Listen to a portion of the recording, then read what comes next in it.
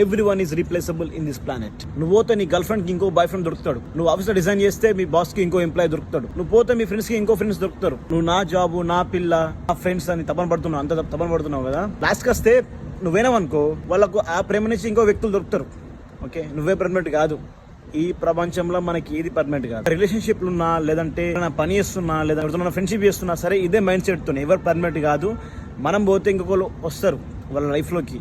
మనం రీప్లేసబుల్ అని చెప్పేసి ఎవరైతే నమ్మి అదే మైండ్ సెట్ తో వాళ్ళతో బిహేవ్ చేస్తారో వాళ్ళు చాలా ప్రశాంతంగా ఉంటారు. అంటే వాళ్ళు విడిపోయినప్పుడు కూడా, ఆ జాబ్ వదిలేసిపోయినప్పుడు కూడా, ఆ వ్యక్తితో విడిపోయినప్పుడు కూడా చాలా ప్రశాంతంగా వెళ్ళిపోతారు. వాళ్ళకంతా బాధ ఏముండదు, ఎందుకంటే వాళ్ళు ముందే ఫిక్స్ అయిపోయారు ఏది పర్మనెంట్ కాదు, మనం రీప్లేసబుల్ అని చెప్పేసి. సో ఏంటంటే నమ్ముండ్రి, మనం పోతే ఇంకొకళ్ళు వస్తారు. ఓకే, ఏది మనది కాదు, అంత మనది కాదు. ఓకేనా, ఎప్పుడు దేన్ని ఓన్ చేసుకోకండి, సరేనా. మనం పోతే ఇంకొకళ్ళు వస్తారు. సో ఇదే మనిషితో ఉన్నాం అనుకో, ప్రశాంతంగా ఉంటాం. ఓకే, సో మనం రీప్లేసబుల్ ఇన్ ద ప్లానెట్, అంతే.